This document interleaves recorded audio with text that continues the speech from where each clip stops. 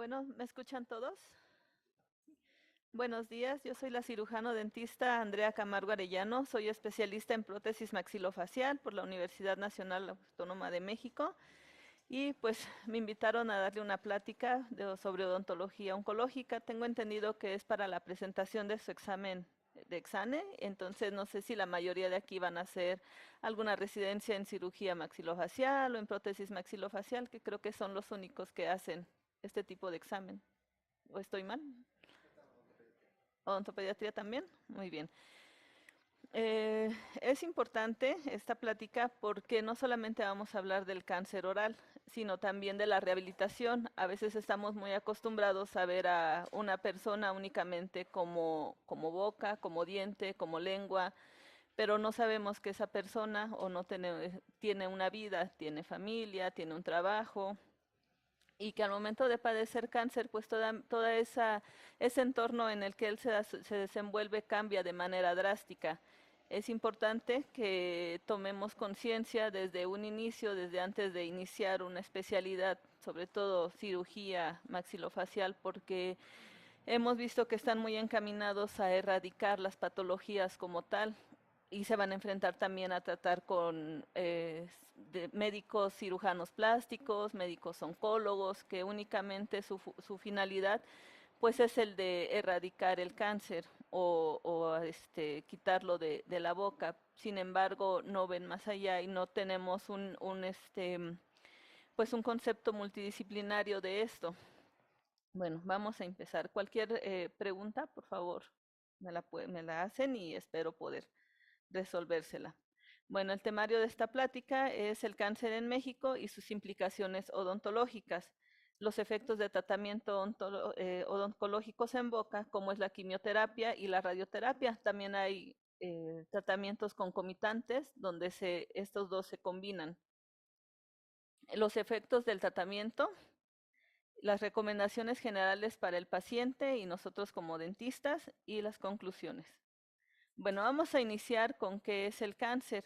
El cáncer es un crecimiento descontrolado de las células, es una alteración en el proceso de vida de la célula. No cumple con este ciclo y en algún momento sufre una mutación, lo que hace que estas células se reproduzcan de manera descontrolada, aún sin que el cuerpo emita alguna señal de que necesita que se generen más tipos de estas células. Tenemos en ellos dos tipos de lesiones, unas lesiones que se llaman líticas y las lesiones blásticas. Las lesiones líticas son las que van a destruir el tejido. De manera general se hacen a nivel óseo. Y las lesiones blásticas pues son tumores de rápido crecimiento, como pueden ser los carcinomas de células escamosas, y es originado por una alteración en el ciclo celular. Esas alteraciones pueden ser dadas por factores ambientales, por factores genéticos o factores de dieta, factores de hábitos que normalmente nosotros tenemos y que en algún momento pues interfiere en la reproducción celular. El cáncer en México y sus complicaciones odontológicas. El cáncer es una enfermedad que habitualmente tiene implicaciones sistémicas. Otra característica del cáncer, además del crecimiento, es que también necesitan un aporte sanguíneo propio. Y lo que esto significa, pues, es que a nosotros a nivel sistémico nos afecten en el conteo de eritrocitos, en fatiga, en pérdida de peso, pero esto es provocado porque el cáncer necesita sus propios aportes, es como un ser adentro de nosotros mismos, un ser autónomo. Y pues la boca no es la excepción. Existen diversas formas en las que el cáncer afecta a la boca. Puede ser por pérdida de dientes, porque el paciente llega con un dolor que no se le quita con nada, que ya le hicieron, es un diente aparentemente sano, sin caries, sin enfermedad periodontal. Tomamos radiografía, no vemos nada, el diente se empieza a mover, retiramos el diente, pero sin embargo esta complicación, pues el dolor del paciente continúa. Vemos que llegan pacientes que les retiran el cuadrante completo, es decir, no sé, de 21 a 28, y el paciente sigue con dolor y no sabemos cuál es la explicación. Entonces, normalmente nuestros pacientes pues ya llegan en un estadio donde la única opción es la mutilación. Principalmente la patología primaria de cabeza y cuello inicia en la lengua, en el dorso de la lengua. Este es la zona más común en donde vamos a encontrar el cáncer, seguido por la amígdala, por las encías, por el labio, por el piso de la boca. Daño indirecto por el tratamiento. Este daño es inducido por la quimioterapia y la radioterapia. Desafortunadamente estos tratamientos pues no son específicos de cierto lugar. No es que tengamos un carcinoma en la lengua y que únicamente nos van a radiar la lengua o nos van a poner quimioterapias específicos para las células de la lengua. La radioterapia mata las células de manera completa. Es por eso que se surgen todas estas complicaciones. No es específico. Sí, actualmente hay tratamientos que tratan de ser un poquito más específicos, que se hacen anticuerpos específicos para cada tipo de cáncer, pero los tratamientos habituales pues es la radioterapia y la quimioterapia. Y esto pues nos puede provocar mucositis, serostomía, úlceras orales, etcétera. Generalmente provocado pues la mucositis por la serostomía nos produce caries y todo es una serie de eventos. Vamos a empezar por la demografía en México. De acuerdo al último censo oficial en el 2020, se va a hacer otro censo el próximo año, en el 2023, del Instituto Nacional de Estadística y Geografía, el INEGI. México cuenta con un poco más de 126 millones de habitantes. La edad media son de 27 años, es decir, nuestra población es joven y está en una edad productiva.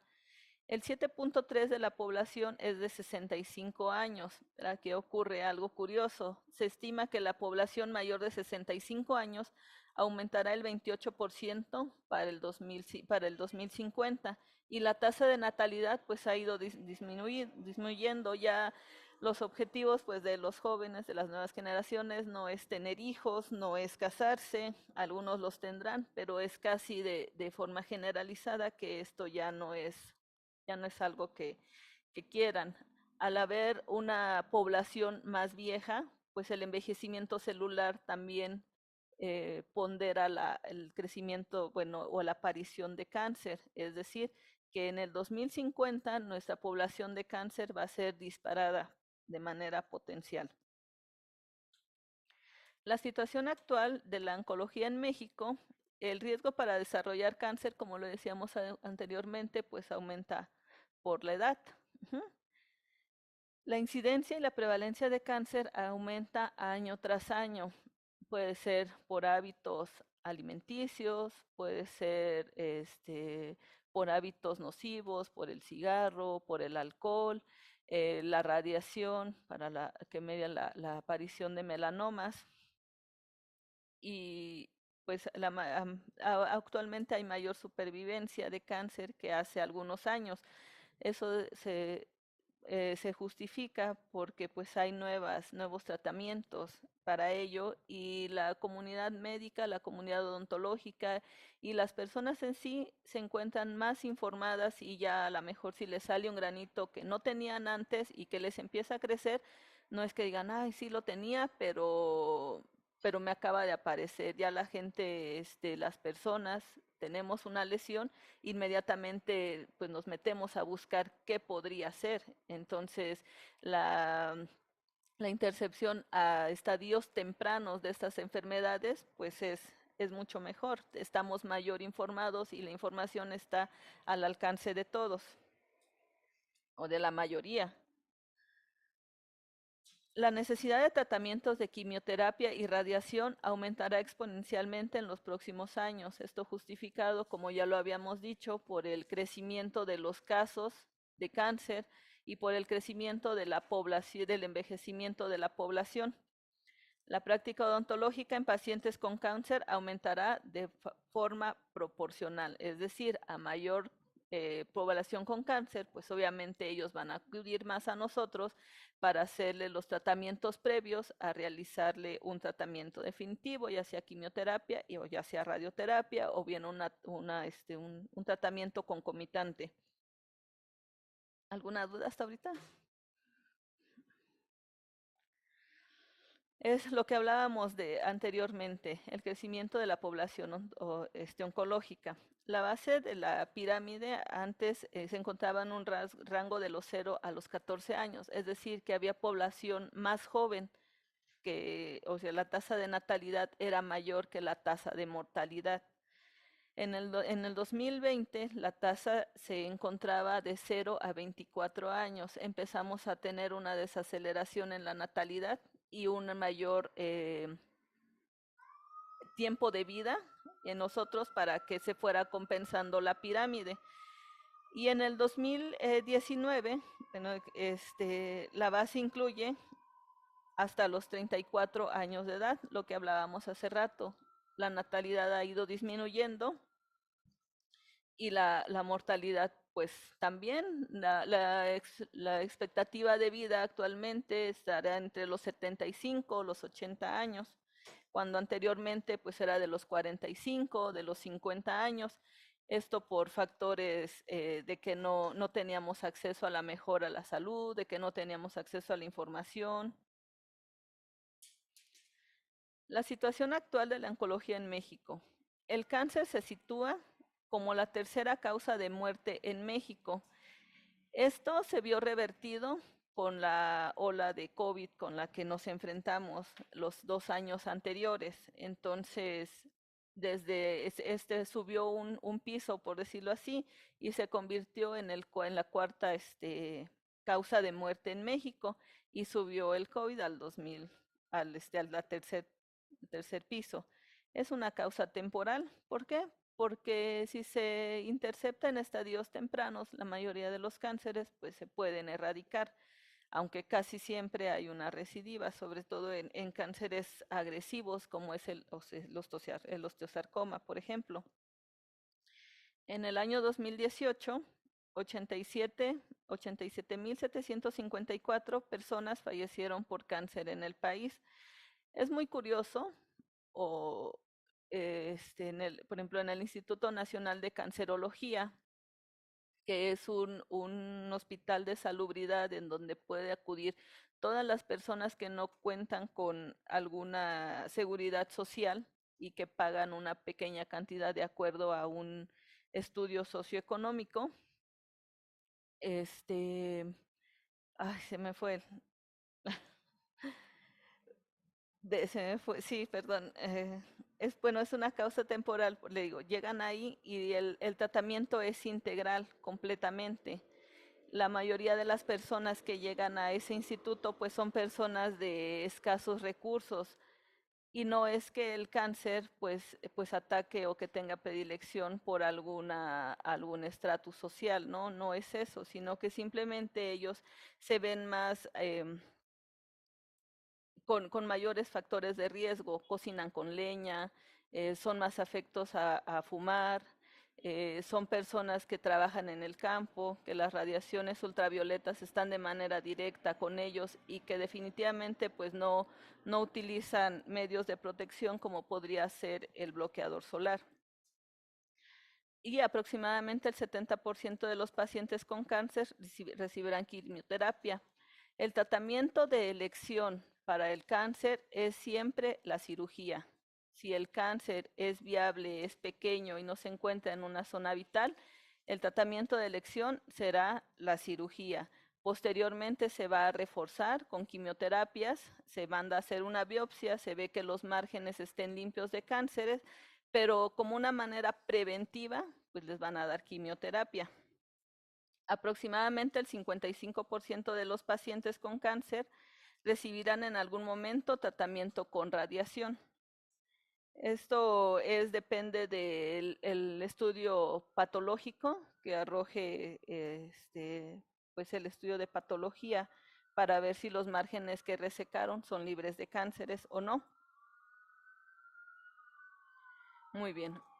A mayor incidencia de caries es igual o mayor los casos de odontología oncológica preventiva, durante y post-tratamiento. Antes de que se inicie un tratamiento con radioterapia o con quimioterapia, debería de ser un protocolo que todas las instituciones de salud envíen a los pacientes con el odontólogo y que el odontólogo firme o selle algún tipo de documento en su historia clínica donde ustedes digan que el paciente está en condiciones de recibir una quimioterapia o una radioterapia. ¿Por qué? Porque si encontramos alguna caries, algún diente que tenga enfermedad periodontal, algún tratamiento de conductos inconcluso, ese tratamiento no va a poder ser concluido hasta mucho después, 3, 6 meses después de que reciba su tratamiento.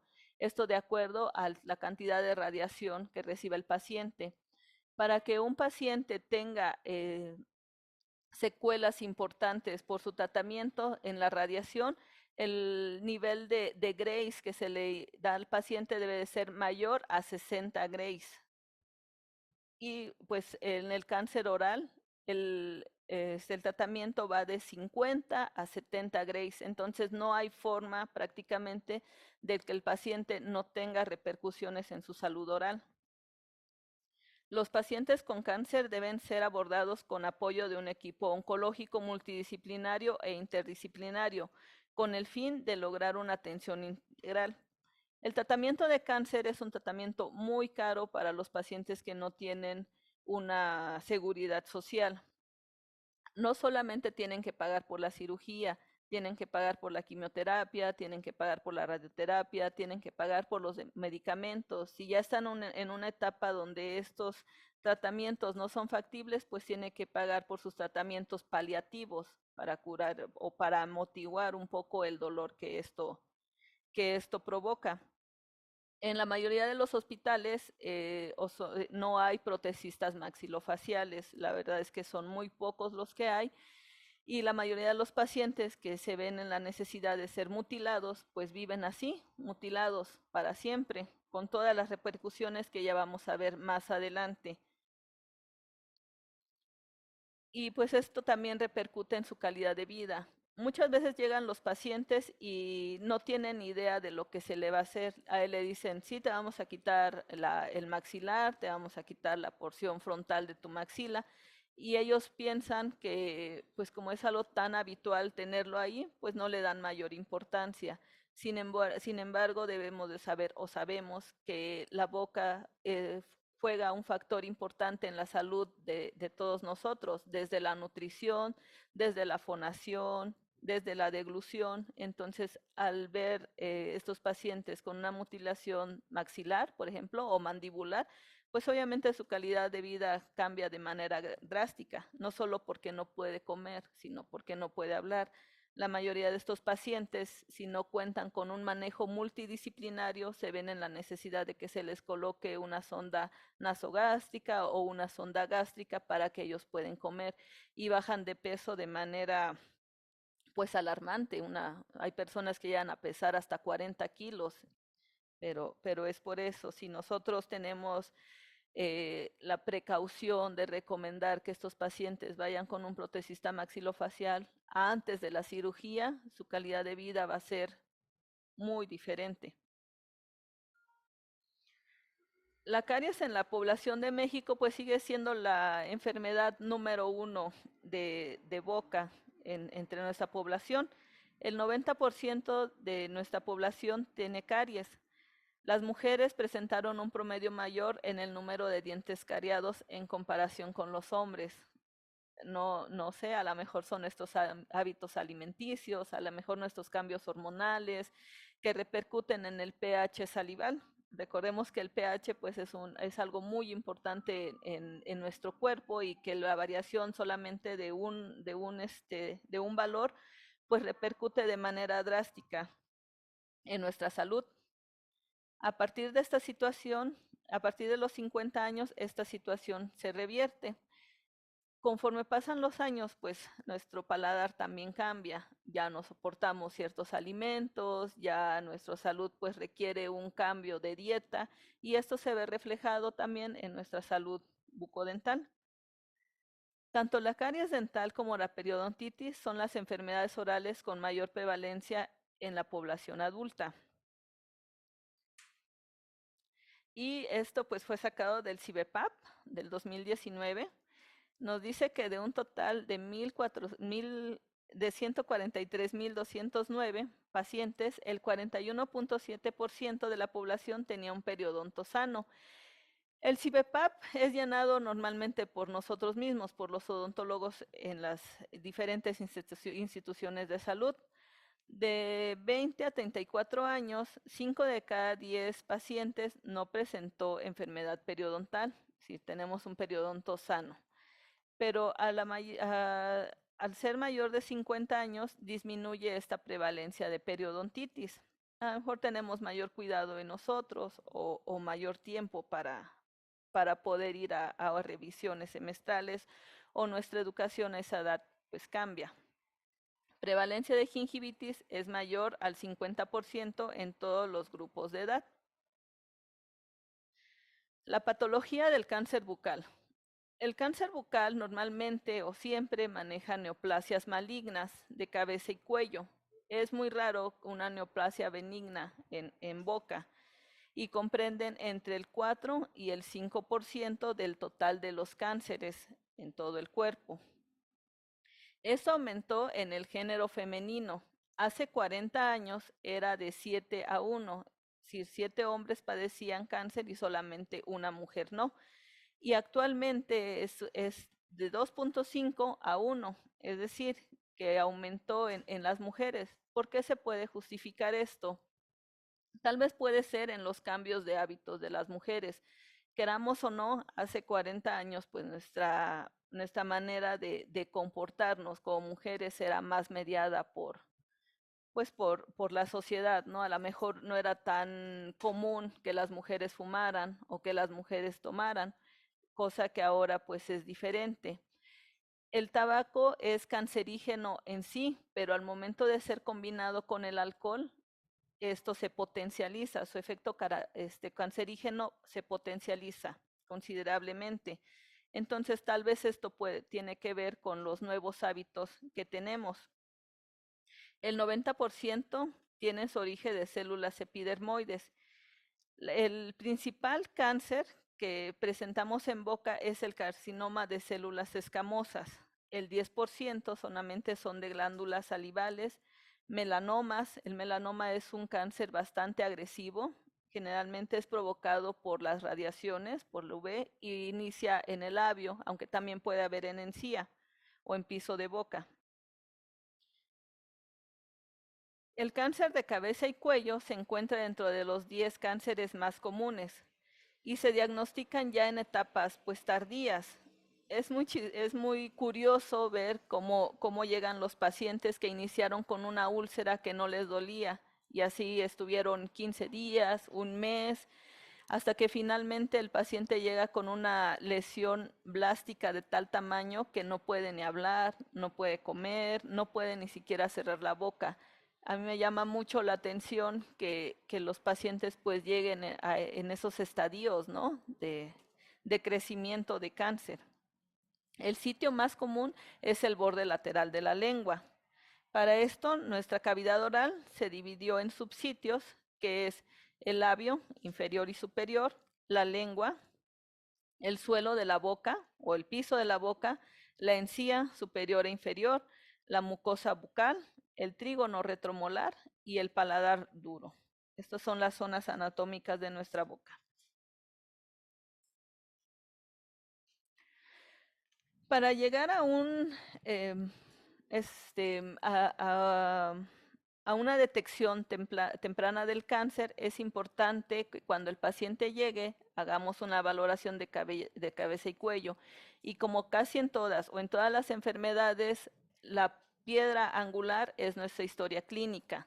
El saber si tiene hábitos y estilo de vida que pueda ser potencial cancerígena para él, que es el consumo de alcohol, el consumo de tabaco, que pase mucho tiempo bajo el sol, que sus familias hayan tenido algún tipo de cáncer y los signos y síntomas que tiene el paciente, si ha bajado de peso, si tiene un conteo leucocitario reciente, si nota alguna inflamación, si nota que los alimentos le han cambiado de sabor, que no los percibe o que tienen un sabor diferente, que le cuesta trabajo al deglutir, si tiene dientes que se mueven sin causa aparente, todo eso pues debemos de integrarlo en nuestra historia clínica, siempre acompañado también de un estudio radiológico en la medida que sea de lo posible, ya sea una serie radiológica o bien una ortopantomografía. Si vemos alguna lesión extraña, pues podemos mandar a hacer otro tipo de estudios o mandar una interconsulta con su médico. La mayoría de los cánceres orales son detectados por el odontólogo, precisamente porque llega el paciente y les da referencia de todas estas particularidades. Dentro de los factores de riesgo, como ya lo habíamos hablado, pues tenemos al tabaquismo en primer lugar, la alcoholemia, que como les comentaba hace rato, al ser combinado con el tabaquismo, se potencializa de manera considerable su efecto cancerígeno. La herencia, la enfermedad periodontal, la dieta y la radiación. Los tratamientos oncológicos y su repercusión en la cavidad oral. El tratamiento oncológico, como les decía hace rato, de elección es la cirugía. Si la cirugía no es viable, entonces ya vamos a otro tipo de tratamientos, como es la radioterapia o como es la quimioterapia. Una vez que se realice la cirugía y la recesión del tumor, del cáncer, casi siempre es regla general que los manden a quimioterapia para eliminar cualquier resto de célula cancerígena que haya quedado en el lecho quirúrgico. Normalmente estas piezas son enviadas a patología para ver que los márgenes que fueron retirados estén libres de cáncer, por lo menos unos 3 milímetros libres de cáncer. Otro tratamiento, pues la radioterapia, que es con rayos ionizantes y como les comentaba hace un momento, pues mata de manera pareja las células. Y el tratamiento concomitante, que es una combinación de la quimioterapia y de la radioterapia. Cuando los pacientes tienen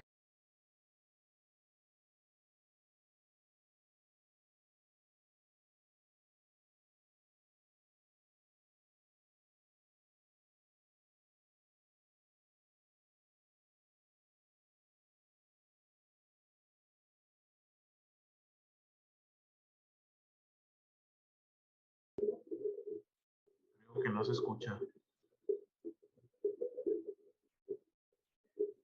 Disculpe, doctora, los que estamos en línea no escuchamos.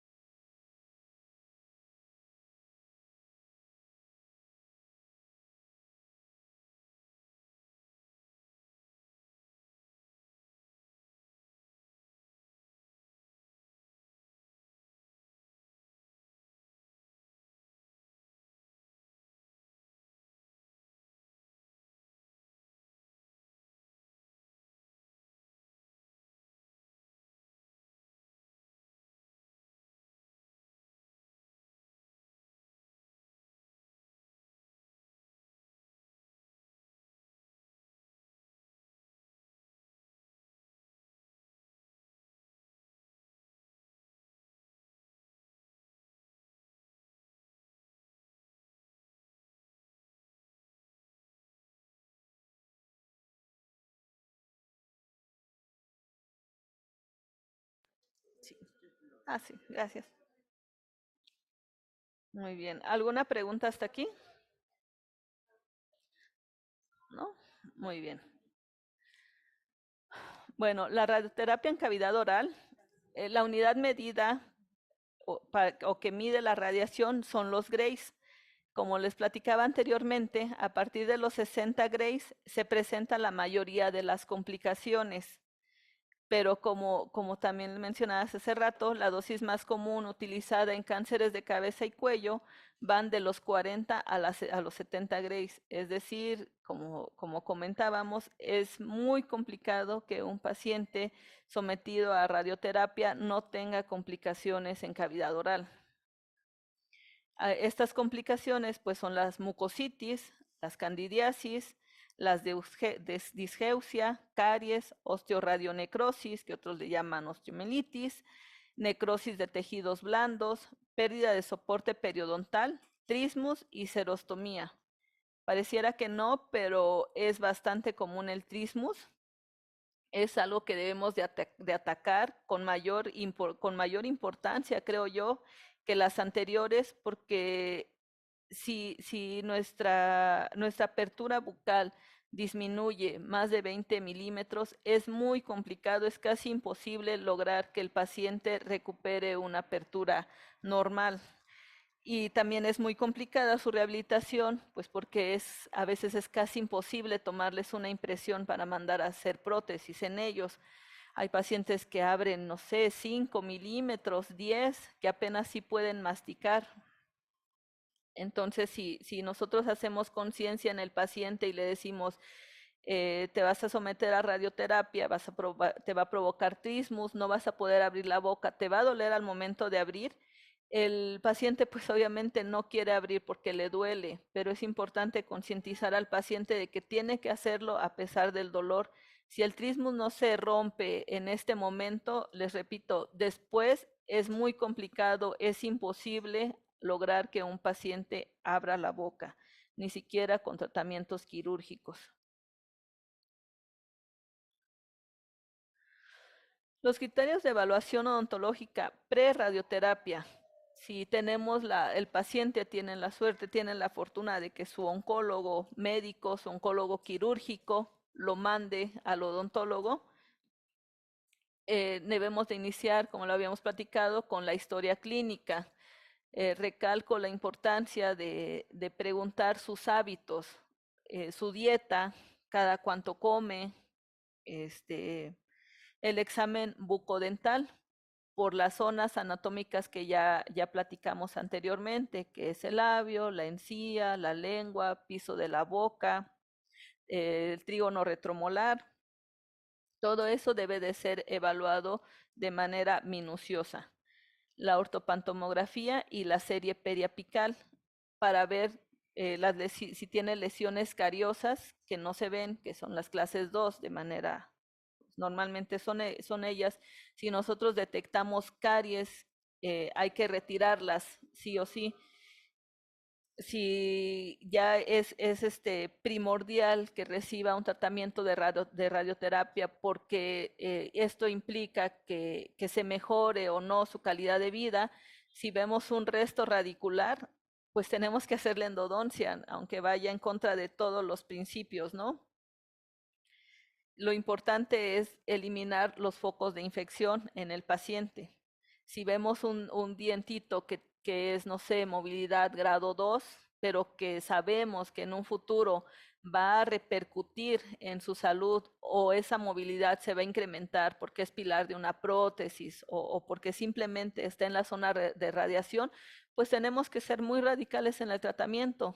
Definitivamente tenemos que retirarlo, no es de que si con un curetaje se va a recuperar la movilidad de ese diente. En el cáncer eso no existe. En el cáncer tenemos que ser radicales en nuestros tratamientos. Las extracciones, como hablábamos, pues por enfermedad periodontal, por caries avanzada, por abscesos, por diente impactado y sin oposición. Pero como decíamos, aquí tenemos que tener una comunicación estrecha con su oncólogo para saber qué tan urgente es que ese paciente empiece con sus tratamientos. Normalmente pues nos dan un espacio de un mes, de 40 días, para que ese paciente ya esté en condiciones de recibir sus tratamientos de radioterapia o de quimioterapia. Hay que realizar profilaxis, control de placa dentobacteriana en todos los pacientes, pues su fase 1, que use sus pastillas reveladoras, hacer hincapié en que su higiene pues va a ser primordial para la conservación de sus dientes y para que no la pase tan mal durante sus tratamientos. Eliminar focos de infección, realizar cambios de amalgamas si ven amalgamas que ya tienen reincidencia de caries, que ya están contraídas, que ya tienen filtraciones, no, definitivamente hay que cambiarlas. Hay pacientes o médicos, oncólogos que prefieren en esa situación, sí, usar resinas. ¿Por qué? Porque al momento de que se realicen en ellos tomografías, pues refieren que las amalgamas provocan destellos de luz que pues les hace o se interfieren con su diagnóstico. Entonces, pues yo en lo particular no soy partidaria a las resinas, pero creo que en este caso podríamos considerarlo. Instrucción de la higiene bucal. Hay que llevar un estricto control de placa y educar al paciente en su higiene oral y restricción de uso de prótesis. ¿Por qué? Porque a veces estas prótesis pues provocan inflamación y recordemos que la inflamación es una causa del cáncer oral. Todo lo que nos provoque inflamación en nuestro cuerpo, no solo a nivel oral, sino a nivel sistémico, pues es potencialmente cancerígeno. Los efectos secundarios en la radioterapia en cavidad oral. La mucositis. La mucositis se provoca porque al momento de recibir las radioterapias, pues hay muerte celular de manera pareja, no dice esta célula es cancerígena, esta célula no es específico. Entonces, pues esto provoca una descamación en el epitelio, la serostomía, se ven afectadas nuestras glándulas salivales y pues nuestra producción salival disminuye de manera considerable. La disfagia, al no haber saliva, una cantidad normal de saliva, pues obviamente nuestros problemas de deglución aumentan al no elaborar un bolo alimenticio que cumpla con todas las características para que nuestra deglución sea más fácil. Cambios en el sentido del gusto, disgeusia, la candidiasis, todas las patologías que son oportunistas en nuestra boca, pues van a proliferar por el cambio de pH que provoca la radiación. La caries, aunado también a la serostomía, la osteonecrosis, por la falta de oxigenación en el hueso, los cambios en la textura de la piel se vuelve tirante, se vuelve acartonada, pues se quema. El trismus, como hablábamos anteriormente, cuando disminuye menos de 20 milímetros, ya es un problema importante para nosotros y para el paciente. También es importante mencionar que el trismus es degenerativo, va avanzando conforme tenemos más radiaciones. Si en algún momento el paciente habría 20 milímetros, con el paso del tiempo va a abrir 10, va a abrir 5. La necrosis pulpar y el riesgo a infecciones. Todo esto pues es provocado por la disminución en el flujo salival. ¿Alguna pregunta hasta aquí? ¿No? ¿Ya puedo cambiar la diapositiva? Sí. La quimioterapia. La quimioterapia se utiliza a menudo cuando nos referimos a medicamentos que tratan el cáncer. No únicamente se refiere a medicamentos citotóxicos, sino que también se refiere a medicamentos como los bifosfonatos, las terapias de blanco, también entra dentro de quimioterapia, Es un medicamento citotóxico, al igual que la radiación, no es específico de ciertas células. Por eso los pacientes que son sometidos a quimioterapia pierden el cabello, pierden las cejas, pierden las pestañas. No todos los medicamentos utilizados para tratar el cáncer funcionan de la misma manera y se considera un tratamiento sistémico porque elimina células cancerógenas que se han propagado a través del cuerpo y que están lejos del tumor original.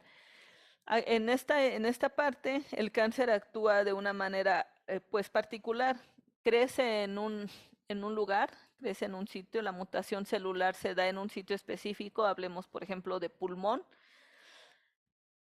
hasta que en algún momento dado entra en contacto con el riego linfático y esas células se transportan a otros lugares. Si es de pulmón, pues los lugares de predilección para provocar metástasis es cerebelo, es hígado, y a esto se le llama metástasis, que es una particularidad también del cáncer, no de todos, pero sí de la mayoría. Entonces, en esta etapa, pues es importante para el oncólogo determinar cuál es el tumor primario para saber qué tipo de cáncer es el que está provocando todo esto, saber su estirpe histopatológica. Los efectos secundarios se dividen en inmediato, en a mediano plazo y en a largo plazo. Inmediatos es la mucositis, es la disgeusia, la disfagia, la serostomía, la afectación cutánea, las infecciones y la hipersensibilidad dental. A mediano plazo, es decir, conforme pasa el tratamiento, la caries, esto originado también por la serostomía, y el trismus. Aquí dice que es reversible. En la práctica, el tiempo que yo llevo ejerciendo la prótesis maxilofacial, nunca he visto a un paciente que recupere la apertura de manera normal. Sí logramos recuperar tal vez 1 milímetro, tal vez 2, 3, pero que sea reversible, yo en todos los pacientes que he visto no tengo ni uno solo que se haya revertido el trismus. Se han hecho interconsultas con cirujanos maxilofaciales y la cirugía no es viable para estos pacientes tampoco, porque no únicamente se trata de la articulación temporomandibular, ni de los músculos tampoco, sino también en incompetencia cutánea. Tendríamos a lo mejor, no sé, si fuera muy aventurado hacer colgajos o no sé, pero ya los pacientes de por sí vienen muy lastimados por sus tratamientos previos, que pues aunque se oye un poquito cruel, pero con estar vivos para ellos es suficiente, ¿no? A largo plazo, la necrosis pulpar, la enfermedad periodontal y la osteonecrosis. La mucositis aparece dentro de la primera semana después del tratamiento y desaparece de 2 a 6 semanas posterior al tratamiento. La serostomía a la segunda semana, la disgeusia a los 2 o 3 meses, la osteoradionecrosis de 6 a 5 años y la caries 3 meses. Aquí en el tiempo en el que desaparece la osteoradionecrosis, más o menos la radiación sigue en el hueso hasta 3, 4 años después de que se realizó su radioterapia. Es por eso la importancia de eliminar todos los focos de infección a largo plazo en el paciente y por eso la importancia de ser tan radicales en su tratamiento. Los efectos secundarios de la quimioterapia en cavidad oral pues son muy parecidos a los efectos de la radioterapia. Igual provocan mucositis, igual provocan serostomía, igual provocan disgeusia, porque la finalidad o el objetivo de los dos tratamientos es matar células. Ese es el objetivo de los dos tratamientos. Y se los vuelvo a repetir, no es específico. La caries, como consecuencia de la sedostomía también, la osteoradionecrosis y los riesgos de infecciones. Nos vemos, nuestra cavidad oral disminuye se ve alterado su pH y por eso las afecciones oportunistas pues aparecen en esta etapa del tratamiento. La evaluación odontológica pretratamiento pues se concluye con lo que acabamos de platicar. La higiene dental, les repito, es importante educar a nuestro paciente para que tenga una buena higiene oral, y esto después del tratamiento va a ser importante porque también nos va a ayudar a la rehabilitación. Hay pacientes que les hacen maxilectomías y únicamente nos queda un órgano dentario, entonces sí hay que recargarle todos los días al paciente de que ese dientito es súper importante porque de ahí se va tomar como pilar para su obturador. Entonces no podemos permitir que ese dientito se enferme porque entonces ya el tratamiento debe de ser completamente diferente. Para las exodoncias, para los pacientes, para prepararlos para sus tratamientos específicos para el cáncer, pues es como decíamos hace rato, caries que no son posibles de restaurar. No tratemos como en los pacientes habituales, ¿no? Podemos hacer varios tratamientos para lograr rehabilitar ese diente. Tenemos que ser muy radicales en estos pacientes. Las enfermedades periodontales moderadas o severas, aquí si tiene una enfermedad periodontal generalizada, no tenemos, bueno, no es opción hacer curetajes, no es opción tratarlos de manera periodontal, tratando de salvar, por decirlo así, uno, dos o tres dientes. Tenemos que ser radicales aunque el paciente quede déntulo. Sí podemos realizar alguna prostodoncia, pero como lo habíamos visto anteriormente, sí ser muy cuidadosos de que estos no causen ni candidiasis, ni que tengan roces con el tejido, ni que provocan hiperplasias, porque podemos provocar que tenga recidiva de este cáncer. Dientes retenidos o impactados, por eso es importante un estudio radiológico. Lesiones periapicales extensas, también es para extracción. Ausencia de antagonistas, dientes extruidos, indicaciones protésicas. Si están los dientes mesializados, pues tampoco vale la pena conservarlos ahí. Tenemos que ver al paciente no como lo que estamos viendo en ese momento, sino como si ya lo fuéramos a rehabilitar, y realmente qué nos sirve y qué definitivamente simplemente nos van a dar más problemas. Las extracciones dentales pretratamiento deben de realizarse 2 semanas antes del comienzo de la terapia oncológica para asegurar la correcta cicatrización.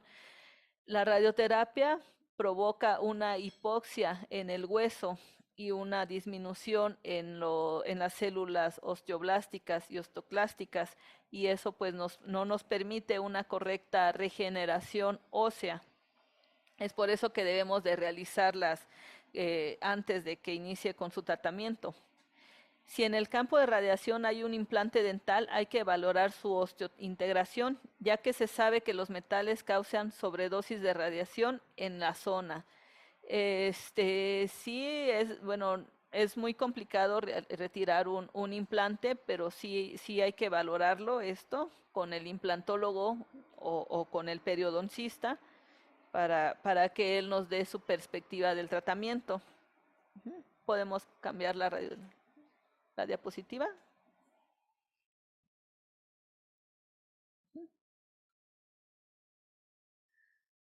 Muy bien, la terapia endodóntica la debemos de concluir por lo menos 14 días antes de la iniciación de la terapia oncológica.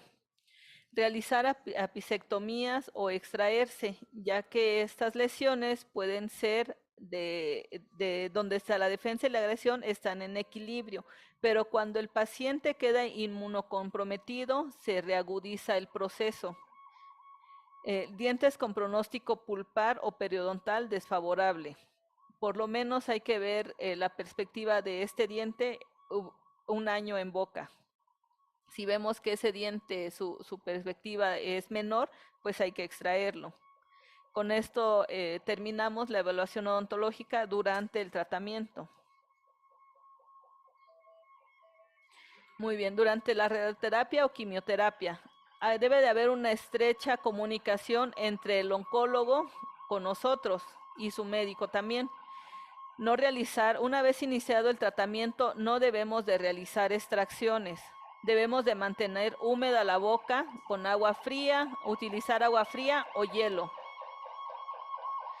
El agua fría o el hielo es para aliviar un poco el ardor que provocan estos tratamientos. No extracciones, como lo habíamos dicho anteriormente, porque se ve alterado el ciclo de vida de los osteoclastos y de los osteoblastos, y también por la hipoxia que hay en el hueso. Mantener la boca limpia lo más posible. Esto nos va a evitar tener caries, tener úlceras, si bien las vamos a tener, pero tal vez no sean de manera exponencial. La boca húmeda para muchos pacientes no es factible o no es posible para ellos obtener saliva artificial. Entonces, lo que podemos recomendarle al paciente es hervir nopales y guardarlos en un atomizador con un poco de glicerina para que el paciente, cuando sienta sequedad en la boca, realice disparos en la mucosa para que de esta manera se mantenga un poco más hidratado. Creo que es un tratamiento bastante accesible para la mayoría de los pacientes, bastante económico, y pues que él mismo lo puede hacer, ¿no? Los medicamentos pues que sean necesarios, utilizar el flúor, anestésicos sin vasoconstrictores, pero esto no es viable porque pues ya una vez que inicia el tratamiento no podemos hacer tratamientos invasivos. Se supone que para eso fue con anterioridad con nosotros. Sin embargo, si es necesario, pues no sé, retirar caries o hacer algún otro tipo de tratamiento, pues la indicación es utilizar anestésicos sin vasoconstrictor. Terapia miofuncional. Aquí es importante decirle al paciente o siempre manejarle como el panorama más drástico para él, decirle pues que no va a poder abrir la boca y hacerle hincapié en que si él no hace esta terapia miofuncional, es muy complicado, es casi imposible que él vuelva a tener una apertura normal en la boca. Vamos a indicarle ejercicios de apertura máxima, cerrar, abrir lo más que pueda y cerrar. Sí hay que decirle al paciente que esto es un tratamiento doloroso, pero que es necesario para que él tenga una buena rehabilitación. Y pues el control periódico de su placa dentobacteriana. Cuando no es posible el uso de cepillo en los dientes, porque están muy sensibles, una alternativa posible es el uso del cepillo con espuma. Son mucho más suaves, pues por lo menos el paciente piensa que no le va a descamar aún más el epitelio. Mucositis y estomatitis. Este es un efecto agudo y es el más frecuente en los pacientes con este tipo de tratamientos. Del 40 al 80% de los pacientes lo padecen. Y se potencializa cuando se hace un tratamiento concomitante, es decir, cuando se realiza radioterapia y quimioterapia. Puede desencadenar infección por virus, bacterias u hongos. Los patógenos que viven de manera natural en nuestra boca, pues al vernos inmunosuprimidos van a proliferar. La mucositis provoca eritema, ulceración, sangrado, dolor y ardor. Estas inician de 7 a 10 días posterior al inicio de la radioterapia y de 5 a 8 días posteriores con las quimioterapias. ¿Qué es lo que esto nos provoca? Pues que no podemos hablar porque nos arde la boca, no se puede dormir, inclusive no se puede comer, y pues esto provoca malnutrición en el paciente.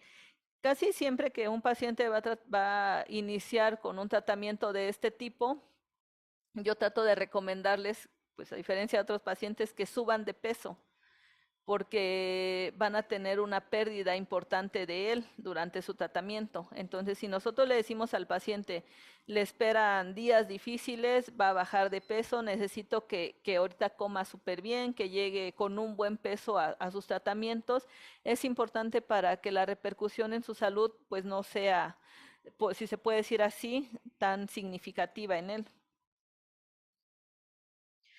La clasificación de la mucositis. La mucositis tenemos el grado 0, que es la mucositis normal, el grado 1, que es una mucositis oral leve, hay dolor y hay un eritema leve.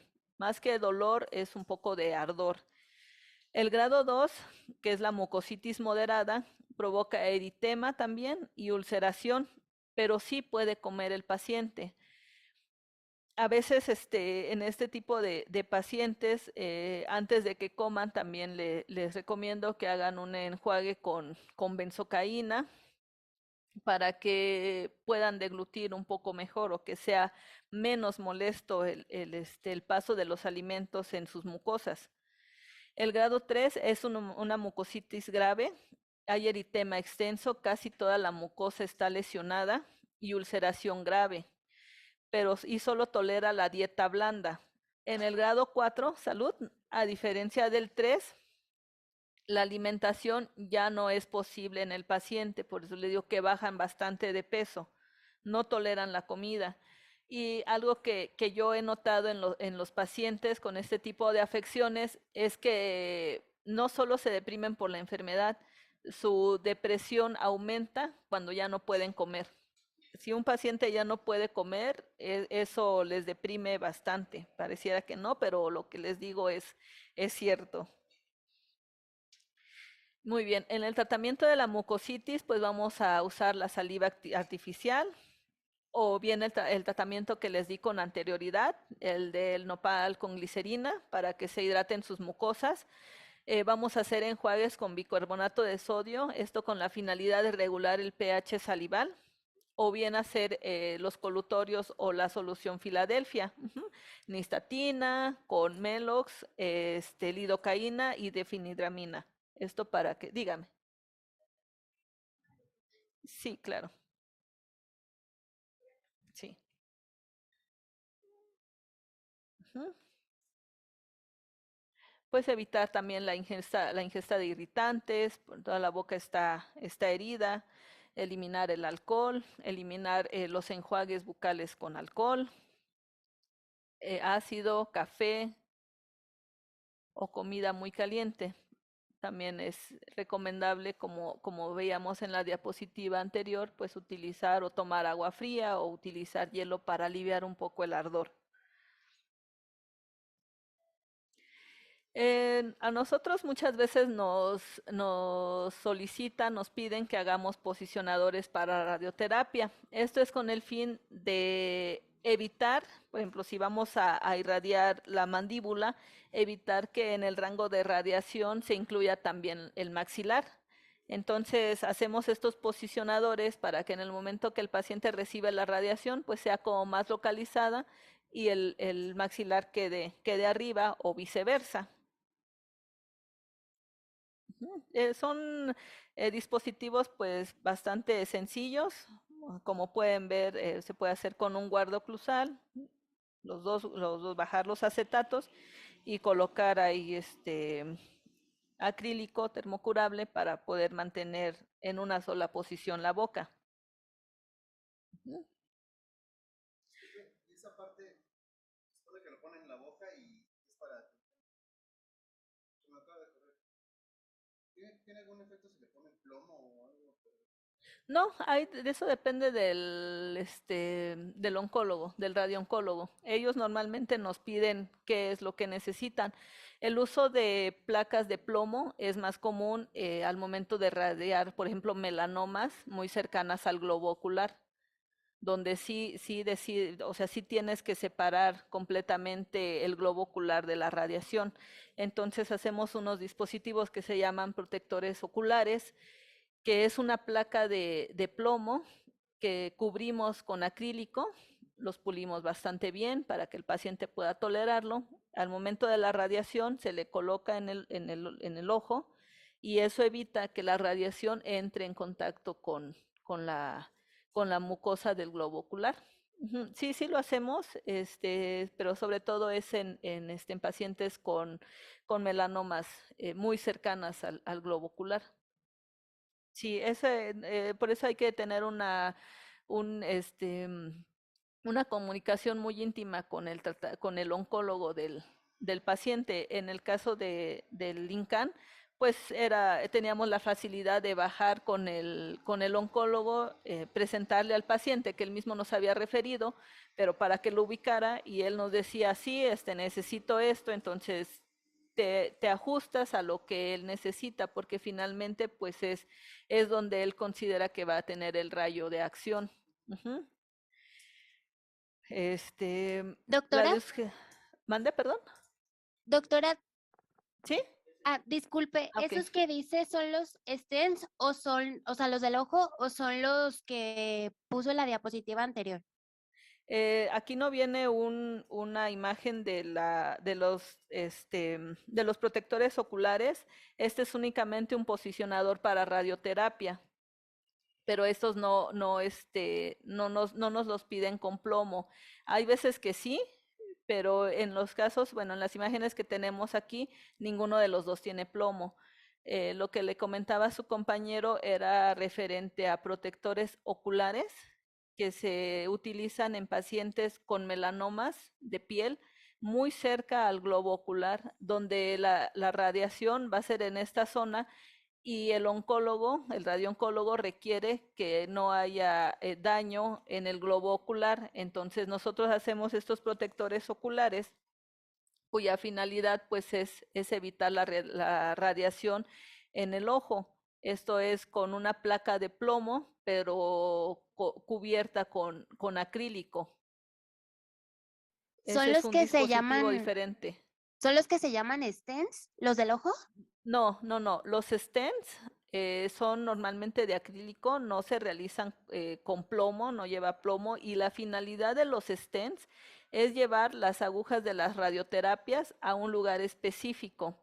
Es como cuando le colocan suero a alguien que necesitas mantener la aguja en una sola posición. Por esos stents por eso el stent se hace de acrílico y por ellos entra la aguja para lograr llegar a la lesión, pero son completamente diferentes a los protectores oculares y a los posicionadores para radioterapia. El stent es como un vehículo, digámoslo así, como un vehículo por donde va a pasar una aguja y que debe de mantenerse en esa posición el tiempo que dure la radiación. No sé si contesté tu pregunta. Sí, doctora, muchas gracias. ¿De qué? Muy bien, sigamos entonces. Si estábamos con la disgeusia. La disgeusia suele restablecerse a los 2 o 3 meses. Entonces, imaginemos lo incómodo que es para el paciente, pues comer, es que no sé qué es lo que les guste más aquí, a lo mejor a la mayoría le gusta sí, los tacos o el pan, y lo deprimente que debe de ser que sientas que comes cartón, ¿no? Debemos de intentar minimizarla para evitar el impacto nutricional. Al no tener antojo, pues obviamente no tenemos apetito, ¿no? Y aquí hay otra pérdida importante del peso en el paciente. La serostomía. La serostomía es la sequedad en la boca ocasionada por las alteraciones en las glándulas salivales. La producción salival disminuye de manera considerable en los pacientes con quimioterapia y con radioterapia. Es el efecto crónico más común, tarda bastante en recuperarse, 3, 4 meses. Hay una disminución en la cantidad y calidad de la saliva, se vuelve más pastosa y pues la producción disminuye. Aumenta la cantidad de cálculo dental y de placa dentobacteriana. Reduce el pH de la saliva, predispone a caries y enfermedad periodontal, y el daño depende de la dosis de radiación y el volumen del tejido glandular irradiado. Como ya habíamos platicado anteriormente, pues es muy difícil que a un paciente con cáncer oral le indiquen menos de 40 grays de radiación. Si el tratamiento de elección es dar de 40 a 70 grays para tratar su lesión, pues obviamente que en todos los pacientes con cáncer oral vamos a tener esta complicación. El tratamiento, estimulación de saliva con agentes humectantes, volvemos a repetirlo bueno, es que a mí me gusta mucho indicárselo a los pacientes porque lo pueden hacer en casa, ¿no? Su nopal con glicerina, sustitutos de la saliva, chicles sin azúcar y antagonistas. La recomendación, pues, es que el paciente se esté hidratando de manera constante, siempre tomando agüita para tratar de mantenerse hidratado. Evitar bebidas azucaradas para evitar la aparición de caries por radiación. Evitar ácidos, cafeínas, condimentos. Evitar alimentos crujientes que se puedan impactar en nuestra mucosa. Y no bebidas alcohólicas. Otra complicación que también va aunado al trismus es la dermatitis por radiación. Esta afectación es la afectación a las células basales provocadas por la radiación. Actualmente no es tan frecuente gracias a las nuevas técnicas empleadas en radioterapia, lo que hablábamos, los posicionadores, los bolus. El bolus no es más que un dispositivo de cera que lo que hace es tratar de que la radiación llegue de manera más homogénea a la lesión y pues se caracteriza por disminución del grosor de la piel y afectación en las glándulas sebáceas y sudoríparas. La piel de un paciente tratado con cáncer es bastante tirante, es seca, pues es una quemadura la que se les provoca y eso también nos puede ocasionar el trismus. Las infecciones secundarias, pues son las víricas, que son ocasionados por los agentes patológicos oportunistas, las bacterianas y las candidiasis. Y con esto tenemos nuestra evaluación post-tratamiento odontológica.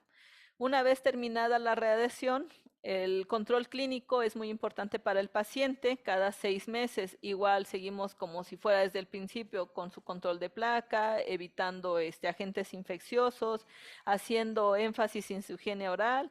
Las extracciones las podemos realizar después de 2 años de que haya terminado la radiación.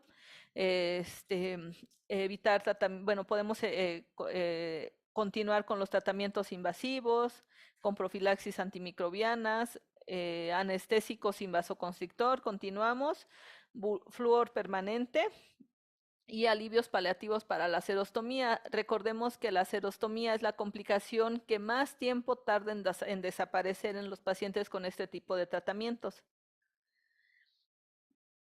Muy bien, la caries por radiación pues se deriva de los cambios del flujo y de la calidad salival. Eso provoca que la acidez en nuestra boca pues sea mayor y que la acción de las bacterias provoquen mayor destrucción del esmalte dental. Es típica su aparición en la línea amelocementaria. Y su tratamiento puede ser con ionómero de vidrio, para que el ionómero de vidrio pues tiene la particularidad de que libera iones de flúor, entonces es lo más benéfico para el paciente en este estadio. Y aquí hablamos del trismus. Este es el terabyte, el que está la imagen azul de hasta arriba. Ese dispositivo me parece que no lo encontramos en México y su finalidad es romper con el trismus. Pero podemos hacerlo con una forma más accesible para el paciente, para evitarlo y para tratar de romperlo. A veces, como les comentaba hace rato, ganamos 1 o 2 milímetros de apertura, pero pues ya es ganancia. Antes de que inicie la radioterapia es importante darle sus ejercicios miofuncionales para evitar que este trismus sea severo. Lo podemos hacer de una forma muy sencilla utilizando abatelenguas. Cada que venga el paciente, le colocamos los abatelenguas, vemos la apertura máxima que tiene, fijamos esos abatelenguas y le decimos al paciente que tiene que ponérselo en la boca y retirárselo. Sí va a doler en algún momento, pero es importante para evitar un trismos que en mi experiencia es irreversible, no se recupera jamás la apertura de una boca con trismos. Esto es las repercusiones en el paciente, pues es la nula posibilidad de masticar. Imaginen ustedes si no les cabe un dedo entre arcada, ¿cómo van a masticar con una apertura así? No pueden deglutir, no pueden hablar. La higiene, pues no pueden abrir para cepillar sus dientes, la higiene también se ve mermada. Es casi imposible tomarles una impresión a estos pacientes. Los que van a hacer prótesis maxilofacial, de verdad que requiere de muchísimo ingenio para lograr tomar una impresión en un paciente de estos y lograr ponerles un dispositivo. Y pues requieren atención dental, ellos sí, como debe de ser en todos, ¿no? De por vida, pero a lo mejor ellos con un tiempo pues más periódico que las demás personas. Entonces, si algún día les llega a tocar este tipo de pacientes, es importante hacer énfasis en esto, en la prevención del trismus. Tal vez me atrevería a decir que un poquito más en la mucositis, en todas esas ulceraciones o afecciones de la mucosa, porque va a llegar un momento en el que se va a recuperar la salud de las mucosas de ese paciente, pero un trismus de verdad que es muy complicado hacerlo. La osteonecrosis. La osteonecrosis pues es causada por la falta de oxigenación en el hueso. No hay una correcta adhesión del epitelio en el hueso y entonces tenemos secuestros óseos y el hueso está pues expuesto. La mayoría de las veces no les provoca dolor en el paciente, pero pues sí hay una pérdida importante de la mucosa y de la encía en él. Y pues puede provocar fracturas patológicas, infecciones y es crónica y progresa de manera gradual. No es que una osteonecrosis se quede localizada únicamente, no sé, se me ocurre a nivel de un 36, sino que va extendiéndose hacia el 37, hacia el 38, hasta que la lesión pues ya es bastante grande. ¿Qué es lo que hacen la mayoría del tratamiento? Pues es tratar de raspar el hueso, tratar de obtener un poco de sangrado de esta zona para ver si ese se puede lograr epitelizar, pero también es un tratamiento muy complicado. La prevención y detección oportuna del cáncer. La mayoría de las detecciones la hacemos los odontólogos. Hay que ver los desórdenes potencialmente malignos en un paciente. Una leucoplasia que su definición pues es una placa blanca que no se desprende y que no puede ser asociada a ninguna otra patología, como la candidiasis, por ejemplo, es una leucoplasia. Esta leucoplasia es solamente un nombre transitorio en lo que el patólogo nos da lo que realmente es y le pone nombre a esta lesión. O sea, una leucoplasia, no puede decir tiene una leucoplasia de 6 meses, ¿no? Eso no es, uno lo ve de manera clínica y dice tiene una leucoplasia, lo mando al patólogo y el patólogo ya le pone nombre y apellido a esa lesión y en ese momento deja de ser leucoplasia. Es importante entenderlo de esta manera. La mayoría de las leucoplasias pues son malignas y todas las leucoplasias requieren un estudio histopatológico. Otra lesión es la iridoplasia. A diferencia de la leucoplasia, pues esta lesión es roja y la mayoría de las leucoplasias también, más todavía aún que la leucoplasia, son malignas. Si la leucoplasia nos causa algún tipo de cosquilleo pensando que es maligno, pues la iridoplasia con mucho más razón y con muchísimo más razón por encima de la iridoplasia, las leucoeritoplasias, que es una combinación de lesión blanca con lesión roja. Estas son los desórdenes potencialmente malignos y las condiciones potencialmente malignas que nos puede predisponer a un cáncer es la inmunosupresión. El estar bajo tratamientos sistémicos de antibiótico-terapia por mucho tiempo, el padecer algún tipo de síndrome nos hace más propensos a tener estas lesiones. Las fibrosis, el tener un agente irritante que está ahí causando daño de manera permanente, como son las prótesis mal ajustadas y que nos provoca una hiperplasia en el tejido, también se considera como una condición potencialmente maligna. No es necesariamente que una prótesis desajustada o que está provocando una hiperplasia vaya a provocar cáncer, pero estamos hablando de prevención. Las candidiasis y los líquenes planos. Lo del líquen plano no es considerado de manera habitual como una lesión maligna en sí, sí es potencialmente maligna porque puede mutar. Y el tratamiento si ven un paciente con líquen plano, es de cajón estarlo monitoreando, siempre, siempre, siempre, para ver si hay cambios en esta lesión. Hace algunos años, la UNAM lanzó una campaña que se llamaba Saquemos la Lengua, me parece, y que trataron, no sé si esté a la venta, la verdad no tengo ese dato, pero ellos hicieron un kit diagnóstico para el cáncer oral. Ajá. Este kit diagnóstico, pues la idea era que se vendiera en las farmacias, en las tiendas en las tiendas de autoservicio, en todos lados, para que cualquier lesión que nosotros viéramos que pudiera ser potencialmente maligna, pudiéramos pues estudiarla o hacerle una biopsia. Esto contiene un instructivo donde se establece cómo utilizar lo que viene adentro.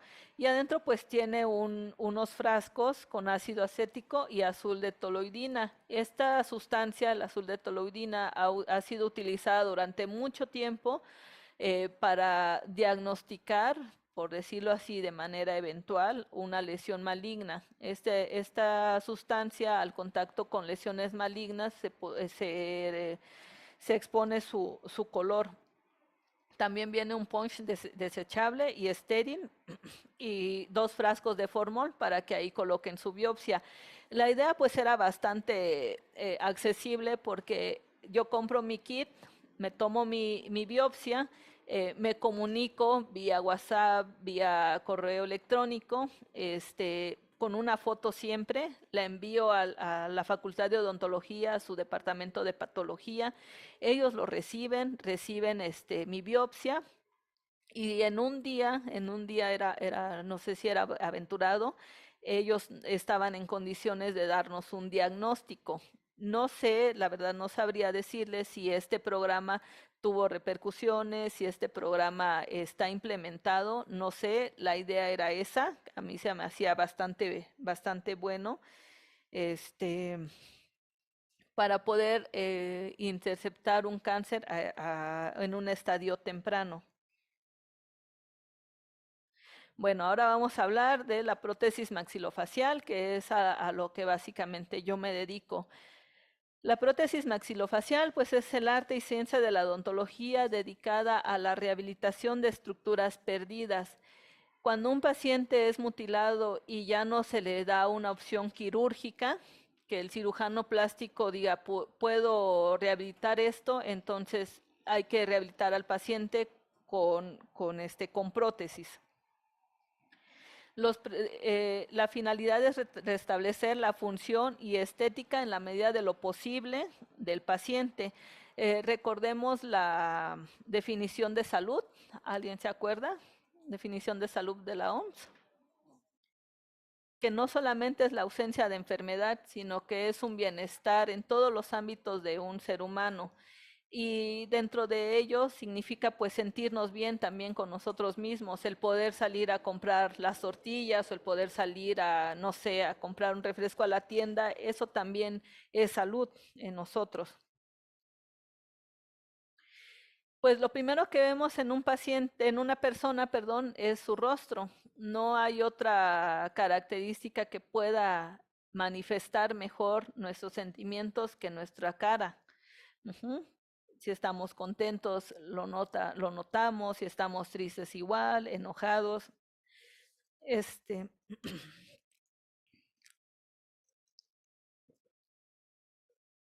Vamos a empezar con un poco de historia. Pues la historia se remonta a Ambroise Paré, que es considerado el padre de la medicina. Este señor era un barbero, como anteriormente se ejercía la medicina. Había médicos de batas largas y médicos de batas cortas. Él era un médico de bata corta que inició en una barbería. Y pues en la barbería a veces hacían sus cauterizaciones, limpiezas de heridas. Y este señor llegó un momento en el que pues le tocó irse a la guerra. Cuando le tocó irse a la guerra, pues estuvo más en contacto con afecciones que él no conocía y eso lo llevó a estudiar más y a interiorizarse más en el paciente, no solamente en el tratamiento que requería en ese momento, sino en el tratamiento que él necesitaba después de haber sido curado. Y pues él decía que porque le decían que era un médico muy bueno y todos alardaban pues su inteligencia y sus habilidades. Y una de las frases que él dijo era, yo solamente lo vendé, Dios lo curó, ¿no?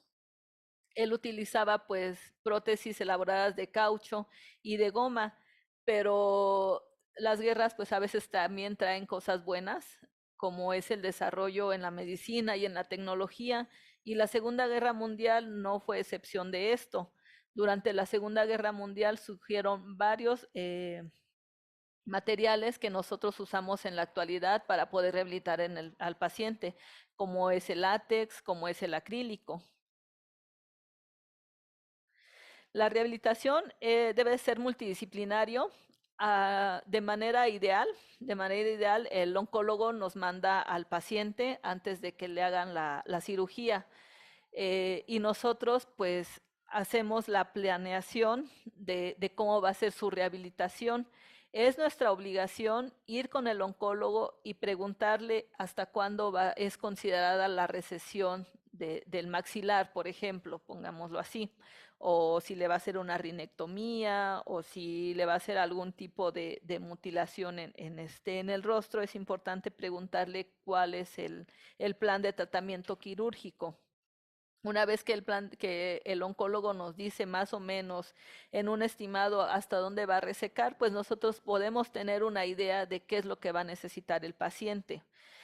La rehabilitación, pues es importante pensar en el paciente de que no solamente es un paciente con cáncer, como hablábamos hace rato, es un paciente que tiene una vida, que tiene hijos, que tiene trabajo, que tiene necesidad de salir y desarrollarse en todos los ámbitos de su vida, que debemos de preservar su calidad de vida. Y bueno, ¿qué es la calidad de vida, no? Pues no solamente es tener lo necesario para subsistir, sino también sentirnos con confianza, a gusto de lo que tenemos y a gusto de lo que somos, disfrutar la vida en sí. Y lo que hablábamos hace rato, pues aquí debemos de recordar la definición de salud. La definición de salud no es solamente la ausencia de enfermedad, lleva toda la rehabilitación atrás. Hay una parte de la prótesis maxilofacial donde nos dedicamos a ser obturadores y que es la parte medular tal vez de nuestra formación como odontólogos. Estos obturadores se utilizan en pacientes con afecciones de cáncer oral, cuyo tratamiento de elección, como les decía hace rato, el principal es la cirugía. Lo primero, antes de radioterapia, antes de quimioterapia, depende de la lesión, claro, es la excisión quirúrgica, siempre. La rehabilitación de las maxilectomías, pues nosotros lo realizamos para evitar que se vea afectado el paciente en su deglución, en su fonación, en su masticación y en el estado psicológico de este paciente. Imagínense ustedes que les van a decir, les voy a retirar la mitad del maxilar. A lo mejor ustedes dicen, bueno, la mitad del maxilar no se ve, no tiene mayor repercusión, pero ustedes abren los ojos después de la cirugía y entonces no pueden ni comer, sienten ahí un orificio, toda la secreción nasal se les va a la boca, no pueden hablar, no pueden comer.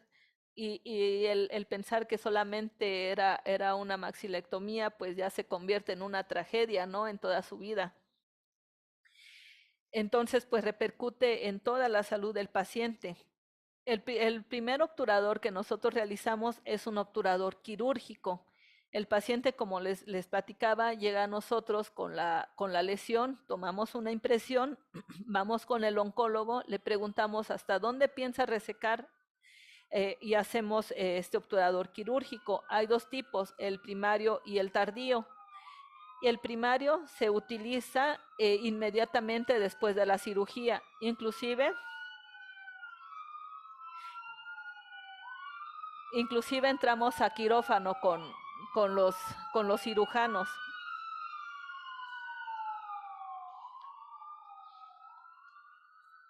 Entramos a quirófano con los cirujanos con todo nuestro material, que es pues un micromotor, alambre, acrílico, para que en ese momento nosotros dejemos un obturador funcional para el paciente, que también nos va a servir para sostener los apósitos quirúrgicos que se van a colocar. Después de tener esta impresión y de tener el marcaje probable quirúrgico que va a hacer el oncólogo, entonces realizamos un obturador que es con un acetato normalmente de calibre 60 y pues lo colocamos en el paciente. Aquí es este. Ajá. Ahí de su lado derecho pueden ver el obturador quirúrgico. Hacemos, entre paréntesis, pues la cirugía en el modelo, retiramos toda la lesión, lo tratamos de dejar de una forma anatómica lo más parecido a lo que sería su paladar. Y al momento de la cirugía, una vez que retiraron el maxilar, se le coloca y el oncólogo pues ya sutura los tejidos remanentes y eso, si ustedes lo alcanzan a percibir, tiene una buena proyección, los labios se ven en una buena posición, no se ve deprimido, no hay pérdida del volumen y se ve dónde se puede o dónde se debe de insertar o de seguir la posición del orbicular de los labios. Este músculo es demasiado fuerte si el tratamiento o el manejo es por alguien que no sabe un correcto manejo de este músculo, pues nos dejan unas complicaciones difíciles de rehabilitar, como vamos a ver en la siguiente diapositiva. Esos son pacientes que no tuvieron un manejo multidisciplinario y que al momento de que se les hizo la cirugía, el del lado derecho es una rinectomía con la porción anterior del maxilar y no le colocaron un obturador. Entonces, pues eso es lo que tenemos para rehabilitar. Si se dan cuenta ahí, pues no difícilmente va a tener una buena proyección anterior de sus tejidos. Pero eso es lo que pasa cuando no colocamos o no tenemos un manejo multidisciplinario. Es importante que como odontólogos, pues, si se puede decir así, nos ganemos un lugar ante los cirujanos. O sea, decirles, es importante que hagas esto, en mi consideración no es correcto que hagas una cirugía sin obturador, mándame al paciente, es de mucho picar piedra para que no sean considerados en una planeación quirúrgica y decirles pues lo importante que es que nosotros tomemos participación en ella. La paciente de la izquierda es una paciente que operaron en el Hospital Metropolitano de Monterrey. Únicamente puse esa imagen, pero si les mostrara la imagen completa, trataron de cerrar ese defecto con colgajos, que no siempre también es lo más recomendable para el paciente. Entonces tiene un ectropión en el párpado inferior y ahí sí intentamos rehabilitar, pero eso se va a escuchar muy burdo. Lo único que cabía ahí era como una tapa de corcholata y era lo único que podíamos hacer para separar la cavidad nasal de la bucal, que es la finalidad también de los obturadores. Entonces es importante pues evitar estas complicaciones, pero esa importancia radica en que nosotros nos demos la importancia de vida en el tratamiento del paciente. Y les voy a mostrar al señor Natalio. Natalio es un señor del hospital donde estamos. Él es un paciente que llegó por mucormicosis. Lo atendieron bastante rápido. Sabemos que las mucormicosis pues son letales, son de avance bastante rápido. Y le hicieron una maxilectomía y lo único que nos quedó remanente fueron el diente el 18 y el 28. Es lo único que tenemos para trabajar con don Natalio. Sí lo vi antes de su cirugía, entré a su cirugía, se le colocó un obturador quirúrgico y este es el resultado de la rehabilitación de don Natalio. A ver si se escucha. No corre, ¿verdad? A ver, déjenme ver si lo puedo poner desde acá.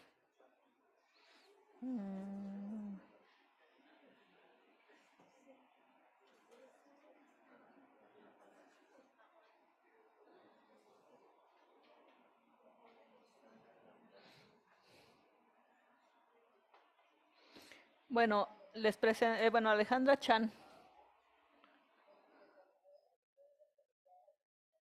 No tenemos audio, ¿verdad? ¿Sí?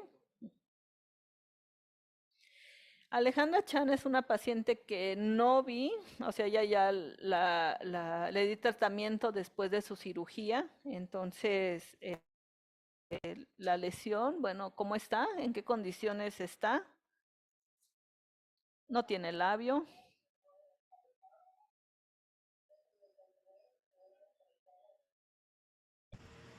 Y aceita 3 años.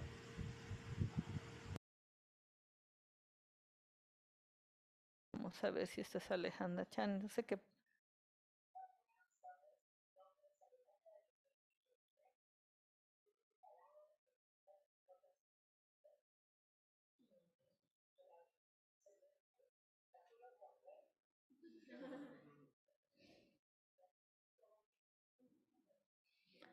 Entonces Alejandra Chan, pues su rehabilitación no va a ser únicamente a colocar el obturador, porque repito, es una persona, es mamá, tiene 2 hijos, es una persona bastante joven, tiene 42 años. Y estamos trabajando en su prótesis labial. Es más fácil para los hombres porque se puede mimetizar con un bigote, ¿no? Pero en nosotras, pues...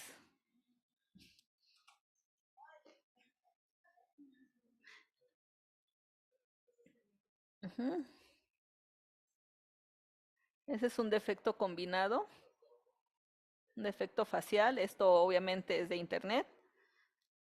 Cuando vamos a congresos afuera.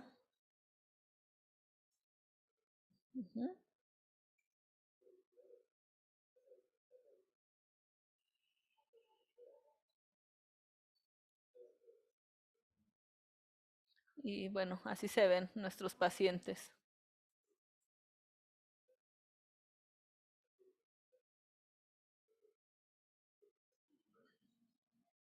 Sí, es con imanes.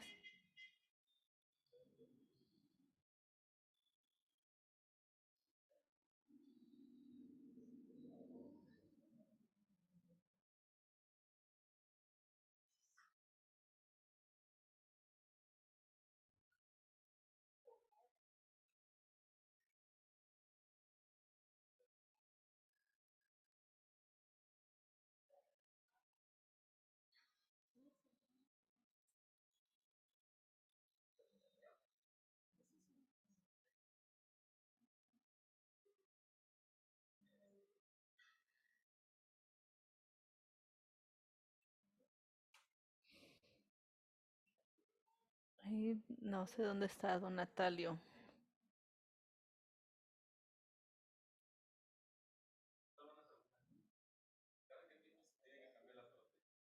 Es buena pregunta. La mayoría de los silicones sí, pues es un material poroso. Entonces sí requiere cambios, más o menos en unos 2, 3 años, cuando nosotros empecemos a ver que ya tiene una proliferación de microorganismos.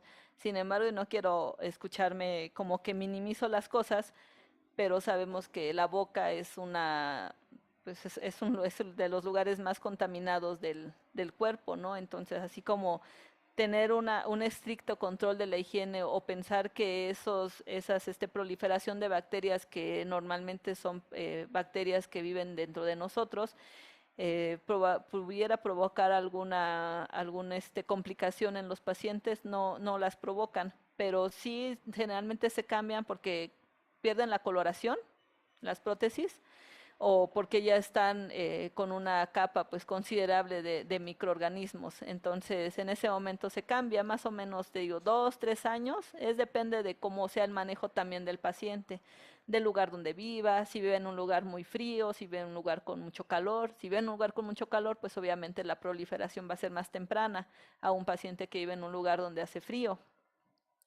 A lo que se dedica, si es una persona que trabaja en oficina, por ejemplo, no es el mismo desgaste de su prótesis o la misma merma de su prótesis que un paciente que, por ejemplo, trabaja en el campo, ¿no? Entonces son varios los factores, pero en un rango de vida es ese. También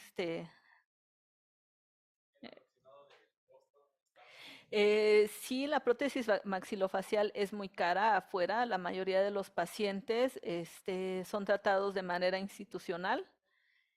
Por ejemplo, en el caso de prótesis oculares, una prótesis ocular va desde los 25,000 hasta los 35,000 pesos. Un obturador quirúrgico, más o menos entre 10 y 15,000 pesos. Aquí es importante decirle al paciente que ese obturador quirúrgico no es únicamente que yo le entregue el obturador y se lo coloque en la cirugía. El costo, por decirlo así, también incluye todo el manejo posterior hasta lograr cambiar el obturador quirúrgico por un transicional. Obviamente la cicatrización pues va cambiando los tejidos y nosotros debemos de tener una revisión periódica con estos pacientes más o menos de una semana. Entonces sí estamos muy al pendiente de ellos por un largo tiempo, pueden ser años, haciendo rebases con acondicionador de tejidos, cambiando el obturador, porque el acondicionador de tejidos pues, también es muy poroso y se contamina con muchísima facilidad. Entonces esto no es ideal para un paciente con estos padecimientos, porque ahí sí el tener microorganismos hace que la regeneración de los tejidos sea más lenta y que provoquemos infecciones, enrojecimientos, sangrados, inflamación. Entonces ahí sí hay que tener una vigilancia estrecha con estos pacientes. Un obturador transicional, que es después del quirúrgico, más o menos está en unos 20,000 pesos tal vez, y un obturador definitivo ya con un esqueleto metálico, tal vez también en unos 30, para que el total de la rehabilitación de este paciente por los 3 obturadores, a lo mejor en provincia sea de 40,000 pesos, 45,000 pesos, y en lugares cuyo es más caro el tratamiento que Ciudad de México, encontramos los precios entre los 60 y los 80,000 pesos, una rehabilitación ya completa.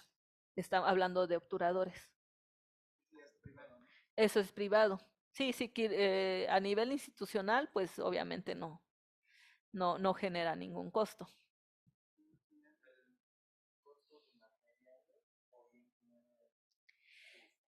Ya incluyendo los honorarios, ya incluyendo el costo de los materiales. Si ustedes se dan cuenta, bueno, todos aquí somos odontólogos, no es marketing ni mucho menos. Vemos el obturador y el obturador, pues a lo mejor en términos de material, económicos del material es bastante barato, ¿no? Porque cuánto cuesta una caja de acetatos. Si no tienes la infraestructura, no sé cuánto cueste un vacuum, 2,000, 3,000 pesos. 2,500, el yeso, tus guantes, el acondicionador de tejidos, pero creo que no es comparativa con lo que se cobra, pero no es, lo que cobras no es solo obturador, sino todo el manejo que vas a tener con ese paciente por mucho tiempo, porque pareciera que, o sea, bajar un acetato en un modelo, pues yo creo que cualquiera de nosotros lo podemos hacer, pero ya el manejo del paciente, eso ya es muy complicado, tan solo pedirle a un dentista general o a un periodoncista, a un ortodoncista, cualquier otra especialidad, que le tome una impresión a un paciente con una hemimaxilectomía, no lo va a hacer. no tiene el entrenamiento pues para hacerlo, ¿no? A lo mejor no vas a ver la consistencia de los materiales, no vas a ver qué materiales utilizar para cada caso, no, a lo mejor quiere, no sé, se me ocurre rectificar bordes y utilizar hules de polisulfuro y cuando se da cuenta el hule de polisulfuro ya está dándole vuelta a su orofaringe, entonces el manejo es bastante complejo en este tipo de pacientes. Y con respecto a lo de la impresión 3D y escanear, ¿cómo está? Sí se hace. En México está un poquito, por decirlo así, en pañales. Sí hay compañeros que lo hacen, pero al final de cuentas, pues en algún momento tienes que hacer metales colados. Tienes que seguir un proceso de laboratorio convencional para poder rehabilitar a este paciente. Tienes que enmuflar, tienes que acrilizar, tienes que montar dientes. Entonces, sí hay alcances muy buenos de la impresión 3D en el uso de la prótesis maxilofacial, también, por ejemplo, en el uso para hacer prótesis auriculares. Es bastante común, le tomas una impresión a la oreja que tiene, o si no tiene orejitas, pues tomas a un modelo y en la computadora te giran ese modelo, te impresionan la prótesis, pero no te lo impresionan en silicón. Ajá, entonces debes de seguir forzosamente un proceso de laboratorio para poder realizar estas prótesis. Al final es algo muy artístico, ¿no? Sí, es algo muy manual, es algo muy detallado y es algo sumamente laborioso. Bueno, les presento entonces a don Natalio. A ver, él es don Natalio.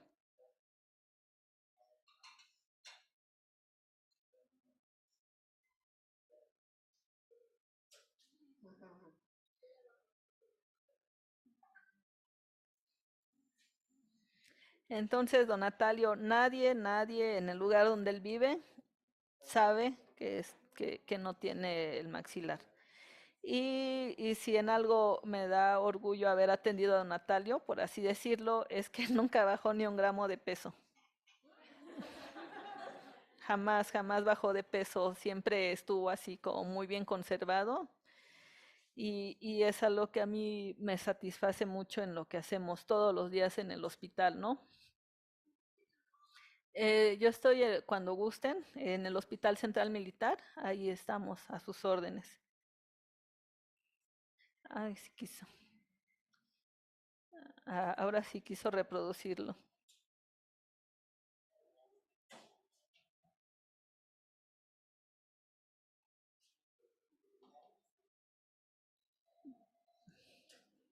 No quiero escucharme romántica, ni mucho menos, pero inclusive en sus ojos se ve totalmente el cambio de estos pacientes, ¿no?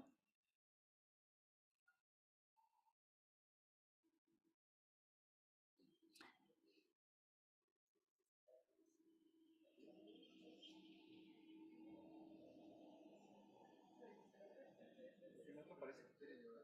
Ujú.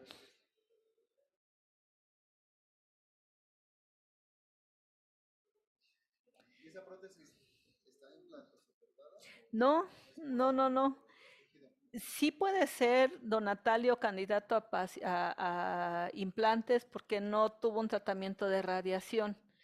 Sin embargo, tal vez sea una alternativa un poco más adelante cuando don Natalio ya esté en una condición psicológica mejor y que él acceda a someterse a una colocación de implantes. Eso también tiene mucho que ver con el paciente. A lo mejor nosotros tenemos en mente la mejor rehabilitación para el paciente, implantes cigomáticos, pero si el paciente no se encuentra en un estado completo de salud, que ya haya pues superado, por decirlo así, por lo que pasó, porque son enfermedades bastante penosas, y que diga, sí, acepto, quiero una rehabilitación con implantes, pero aunque nosotros le manejemos la mejor de los panoramas, ellos dicen, yo ya no quiero más cirugías, no quiero que me vuelvan a tocar la boca, entonces eso es decisión del paciente.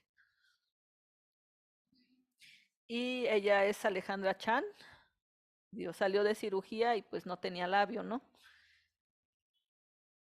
Y Alejandra Chan, cirugía plástica, le ofrece una reconstrucción, pero Alejandra Chan es un ejemplo de lo que hablábamos. Ella no quiere saber ya nada de cirugías, ella quiere irse a Cozumel con sus hijos y vivir lo que le quede de vida, ¿no?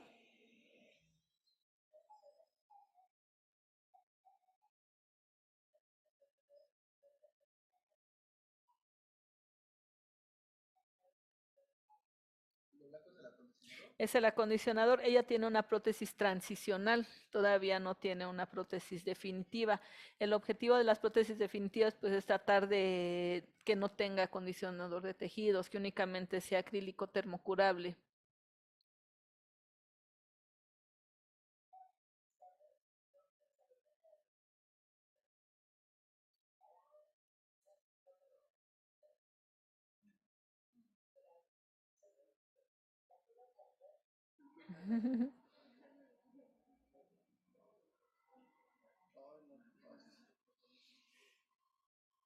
Y pues ese es el video que pasamos hace rato. Prótesis maxilofacial significa un reto diario. No todos los pacientes son iguales. A veces de estar pensando en cómo vas a sostener eso, en cómo vas a rehabilitarlo.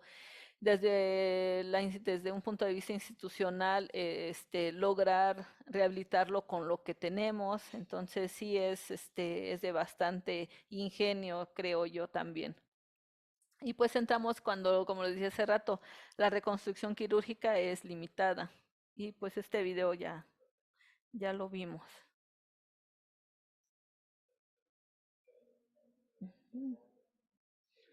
Y bueno, por lo que vimos anteriormente, un paciente que se vio sometido a radioterapia, ¿después de cuánto tiempo podemos colocarle un implante? Cuando este paciente sea candidato a la colocación de implantes, no puede estar todo ese tiempo así.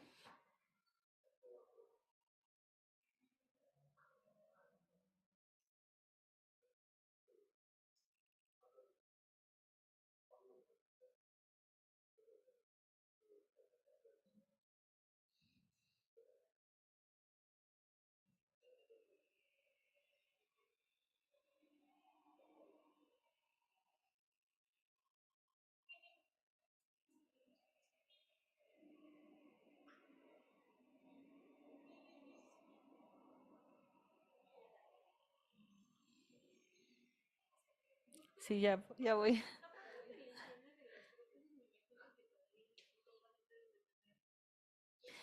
Sí, tienden a formarse costras o una acumulación por sus glándulas sebáceas cuando ya están activas otra vez. Entonces, si necesitan lavarse, pues se bañan y se lavan de manera habitual, se vuelven a colocar su prótesis. No tiene como una medida de higiene especial o extraordinaria, ¿no? Me voy muy rápido. Los mecanismos de retención pues tenemos de tres tipos: anatómicos, físicos y químicos. En la imagen de la derecha hacia arriba es un paciente con anotia bilateral congénita, pero tiene ahí unos orificios que él ya tiene unas prótesis, pero se las sostiene con resistor 5000. Entonces cada que se los quita, a mí me provoca, no sé, algo, pero cuando se quitó las prótesis y vi esos orificios fui muy feliz porque en ese orificio, el plan de tratamiento es colocar una placa de acrílico que se introduzca ahí, poner un pin metálico y en su prótesis colocar un imán para que primero se meta en ese orificio la placa de acrílico y posteriormente la prótesis. Los físicos, como son los implantes, y los químicos, que son adhesivos, se pueden el químico puede reforzar los anatómicos y los físicos para mayor tranquilidad del paciente. Nosotros pues tratamos con factores de etiología genéticos, como anotias, microtias, anoftalmos, microoftalmos, o retinoblastomas en el caso de los niños, que es la principal causa de que pierden el globo ocular, o adquiridos, que es el cáncer, ya sean traumáticos u oncológicos, también bacterianos. Los tipos de prótesis que hacemos pues son intraorales, como son los obturadores, extraorales, que son las prótesis oculares, o las faciales o las mixtas, que es como el que vimos en el video anterior, que son combinados los obturadores con los faciales. Los factores de selección de prótesis, como hablábamos hace rato, pues es el económico. A lo mejor un paciente afuera no tiene para pagar en el caso de los implantes, ¿no? La expectativa que tiene el paciente, aquí es muy importante trabajar con él y decirle pues las limitaciones que tenemos. Vuelvo a recalcar, es importante siempre, desde mi punto de vista, manejarle el peor de las expectativas a los pacientes, porque una cosa que es cierta es que siempre nos vamos a esforzar por darle lo mejor al paciente y que su expectativa se vea superada, entonces ya estamos del otro lado. Es integrarlos de manera física y mental. El abuelito que a lo mejor no quiere ir ni a las tortillas porque le falta un ojo, le pone su prótesis ocular y va feliz por ellas. Y pues la factibilidad, qué tan en condiciones está nuestro tejido de recibir una prótesis. Un fonoarticulador, que es un obturador, pero no les falta el paladar, sino que les falta una porción del paladar blando. El manejo es un poquito más complejo. Bueno, me voy ya muy rápido. Las prótesis oculares, esos pacientes. No solamente tienen un fin estético, sino también ortopédico. Emily es una paciente que nació con retinoblastoma en ambos ojos. Desafortunadamente no tuvo un manejo temprano de sus cavidades y estábamos colocando conformadores de presión con la finalidad de hacer que la órbita se expandiera o tuviera un crecimiento acorde con el resto del macizo facial, y de que la apertura palpebral fuera pues de una medida proporcional a su rostro. Pero la agarramos de verdad que demasiado, ya estaba demasiada colapsada su apertura palpebral. Y a diferencia del niño de la izquierda, que desde que se le retiró su globo ocular, se le colocó un conformador, se realizaron buen manejo de sus tejidos y pues casi imperceptible la prótesis que tiene. Sí, ay, bueno, es que nos faltaron muchas cosas. Pensé que no, que me iba a sobrar mucho tiempo, pero en el caso de los ojos tenemos 3 tratamientos, ¿no? Enucleación, evisceración y exenteración. La enucleación es retirar el globo ocular completo, la evisceración retirar el contenido del globo ocular y la exenteración es retirar el globo ocular junto con los párpados. Generalmente esto es por melanomas. Bueno, ese es un caso clínico de una pacientita. Esta pacientita, ay, ya, bueno, ya ni modo. Sí, sí, ya lo iba. A ver, bueno, mientras tanto, ¿alguna pregunta o algo? Sí, sí me dijo. Sí me dijo que quería ser protesista maxilofacial.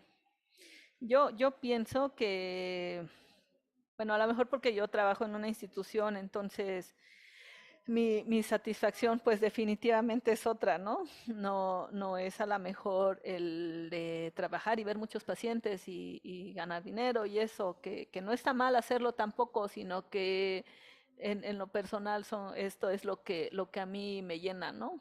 No, bueno, este paciente es un caso de exenteración, le retiraron el globo ocular y los párpados. Tomamos la impresión, hacemos todo el proceso de laboratorio, que te digo, a pesar de que tuviéramos una tecnología de 3D, en algún momento tenemos que hacer los pasos habituales para lograr hacer esta prótesis. En el caso de los obturadores, por ejemplo, el quirúrgico más o menos nos dura 6 semanas en lo que estamos manejándolo. Luego el transicional, que nos dura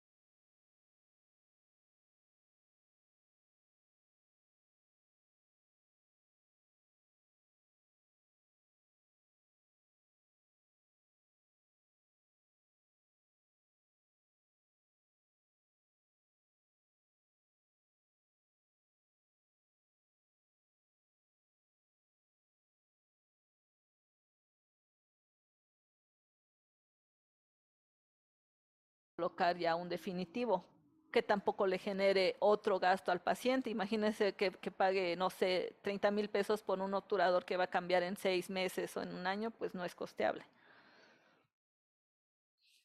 El terminado, la retención química y ahí está la paciente. Y pues bueno, yo me despido. Lo que necesiten, estoy en el Hospital Central Militar a sus órdenes. Y pues fue un gusto estar con ustedes.